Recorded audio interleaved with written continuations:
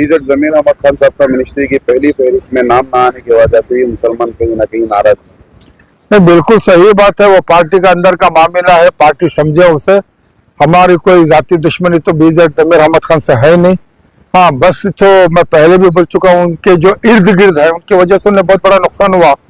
बार बार मैंने कहता रहा उन्हें, और वो अपनी जिद पे अड़े रहे। अब मैं सबके नाम गिनाऊं वो तो अच्छा नहीं है। वो एक कुदरत का नियम है, नया पानी आने वाला, पुराना पानी जाने वाला, चेंजेस होते रहता है, बदलाव होने जगत का नियम है। के शिव कुमार को जनाब आर रोशन बेग की तरफ से हम लोग सब सदाई इतिहास से जाकर के मेमोरेंडम दिए थे कि जो 5 इश्यूज हमारे हैं वो आप बराए मेहरबानी इसे पूरी तरह लागू करें, ताकि जो रद्द किया गया है उसे लागू करें। ये हमने उनसे सिफारिश की थी। अब ये सीएम बन चुके हैं डी.के. शिव कुमार, तो ये आज फिर मुतालबा है कि हमारे जो इश्यूज हैं, जो रिजर्वेशन है, डीजीएलडी केजीएलडी है, अपना जो है अजान हलाल, ये जितने भी मामला हमारे रुके हुए हैं इसे वो हल करें। तो इससे भी मैं समझता हूँ कांग्रेस पार्टी के लिए फायदा है।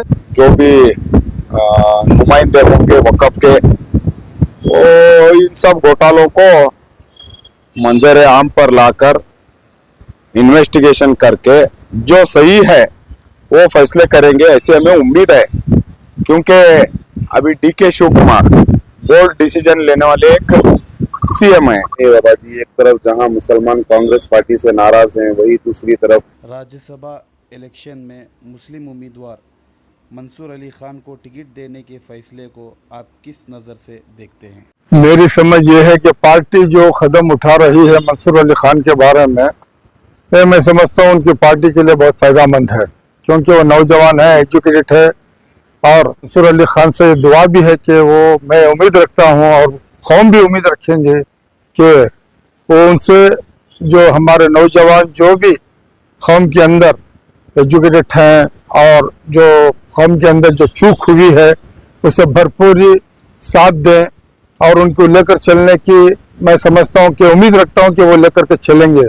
क्योंकि ये बहुत खुशनसीबी की बात है, एक तो हमारे डॉक्टर सैयद नासिर हुसैन राज्यसभा मेंबर हैं और दूसरा जो है मंसूर अली खान अगर हैं, तो मैं समझता हूँ हमारी रियासत कर्नाटक के लिए बहुत अच्छा है। ये पार्टी के लिए भी बहुत अच्छी बात होगी।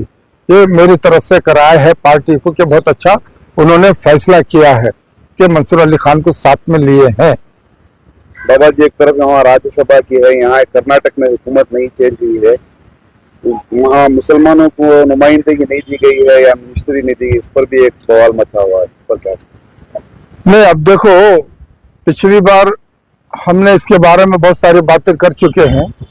हाँ, एक बात तो जरूर ये है कि फिलहाल जनाब यूटी खादर को जो है पावरफुल उन्होंने हेल्प की दी है। अगर उसके साथ में अगर उनको और दूसरी मिनिस्ट्री देते या फिर इसके अलावा पीडब्ल्यूडी देते या दूसरा देते, तो मैं समझता हूँ रेवेन्यू है, इसमें कुछ फायदा होता था। खैर, वो हुकूमत का मामला है। अब रही, और भी हमारे यहाँ नौजवान हैं, पढ़े लिखे हैं, उनको भी मौका देना चाहिए। और पार्टी में हमेशा वफादारी करने वाले भी हैं, उनको भी मौका देना चाहिए। तो मैं पहले भी बोल चुका हूँ, जब साबिक एस.एम. कृष्णा जब सीएम थे तो उस दौर में डी.के. शिव कुमार भी उनके साथ में रहे हैं, तो उनको चाहिए कि इस मरतबा वो 5 मिनिस्ट्री देते, तब 4 दे देते, तो उसके अंदर बहुत फायदा है, पार्टी को भी फायदा है। अब उसमें पार्टी को मालूम है कौन नौजवान पढ़े लिखे हैं, कौन जो हमेशा से पार्टी के साथ वफादारी किए हैं, वो भी हैं। तो इस तरह से जो 4 मिनिस्ट्री अगर दे दे मुसलमानों के लिए, तो मैं समझता हूँ बहुत बेहतर है। ये नुमाइंदगी पार्टी की वफादारी को देखकर दी जाती है, कौम की वफादारी को? पार्टी किसके लिए काम करती है? कौम के लिए तो काम करती है। पार्टी किसके लिए काम करती है भाई? कौमों के लिए काम कर रहे हैं ना।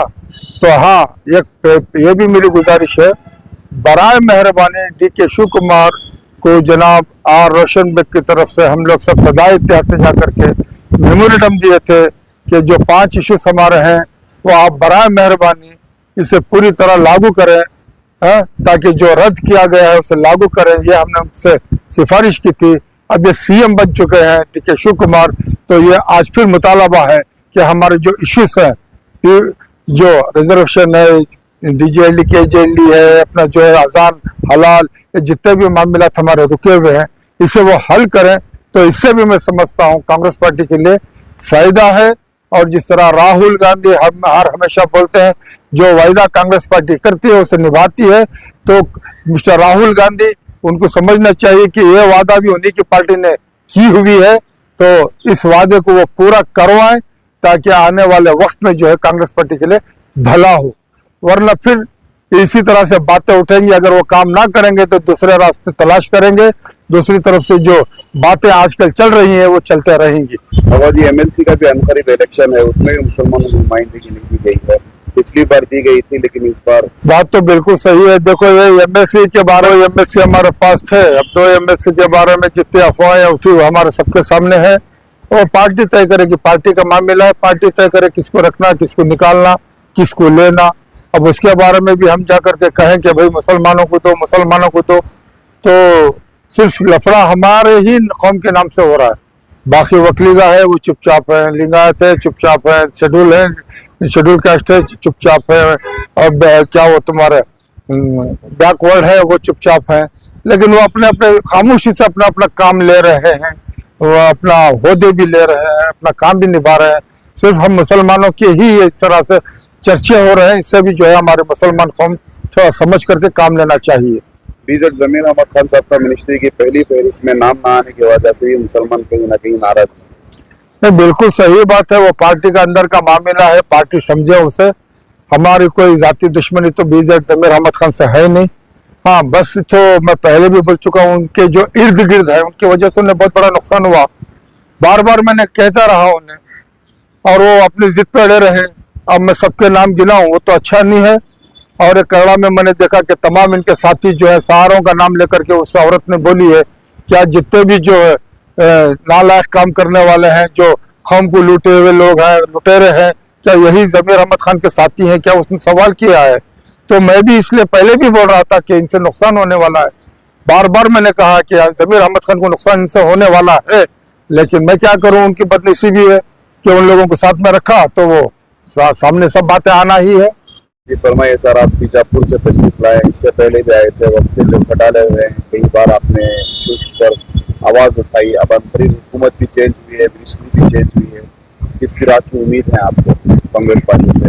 आने वाले दिन में जो भी मिनिस्टर होंगे, जो भी नुमाइंदे होंगे वक़्फ़ के, वो इन सब घोटालों को मंजर आम पर लाकर इन्वेस्टिगेशन करके जो सही है वो फैसले करेंगे, ऐसी हमें उम्मीद है।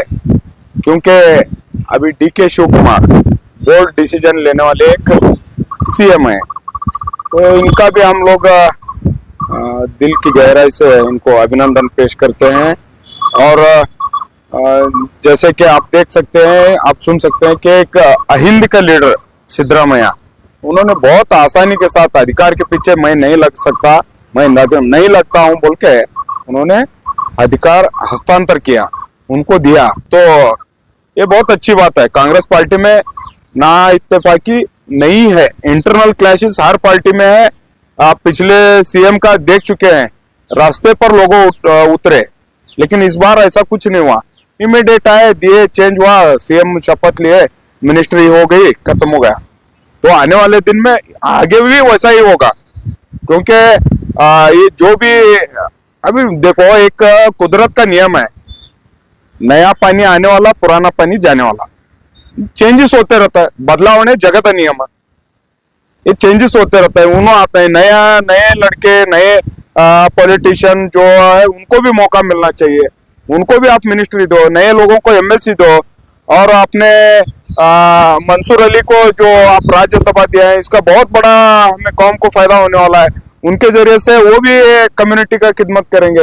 अभी राज्यसभा दिल्ली का MP पार्लियामेंट MP दे रहे हैं, और नासिर हुसैन है।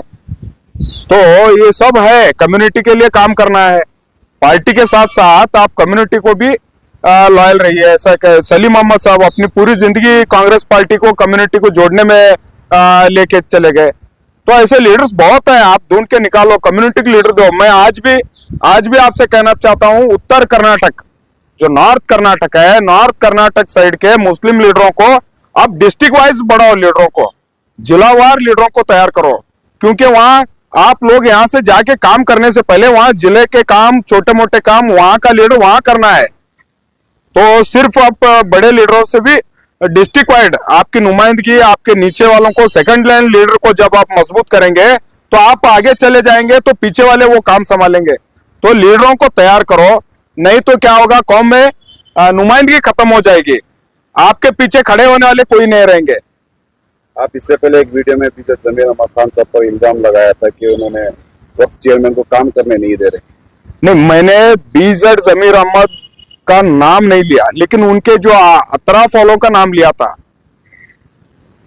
जो उनके जरिए से काम कर रहे थे, उनके नाम पर वो उनको रोक रहे थे। तो मैंने डायरेक्ट बताया था, BZ जमीर अहमद का उनका कहीं भी जिक्र नहीं हुआ था। पिछला स्टेटमेंट आप भी देख सकते हैं। लेकिन जो अतराफ वाले वो काम कर रहे थे, तो मैंने डायरेक्ट उन पे एलिगेशन किया था। तो वक्फ मिनिस्टर किसको देनी चाहिए, क्या आपका क्या है? देखो, वो जो भी है पॉलिटी, जो कांग्रेस पार्टी है वो पार्टी डिसाइड करेगी। हम लोग मुतालबा करेंगे अच्छे आदमी को दो, जो कौम की फिक्र रखने वाले को दो, कम्युनिटी के जो भी एसेट्स हैं उनको बचाने वाले को दो। हमारी ये मांग रहेगी, इसको दो नहीं बोलेंगे हम लोग। जो अच्छा है, अच्छा सोच के दो, कम्युनिटी का सोच के दो करके पार्टी से हम आग्रह आपको करेंगे। क्या लगता है, इससे पहले जमीर अहमद खान साहब वक्फ के मिनिस्टर थे, आपको क्या लगता है वो? देखो, उनको 3 पोर्टफोलियो थे, माइनॉरिटी और अपना स्लम और अपना वो गृह मंडली का था। तो ये सब हाउसिंग मिनिस्टर थे वो। तो इन सब में उनको बिजी थे वो, वक्फ की तरफ उन्होंने ज्यादा ध्यान नहीं दिया, ऐसा मुझे लग रहा है। अगर ध्यान देते, बचाने की कोशिश करते तो बच जाता।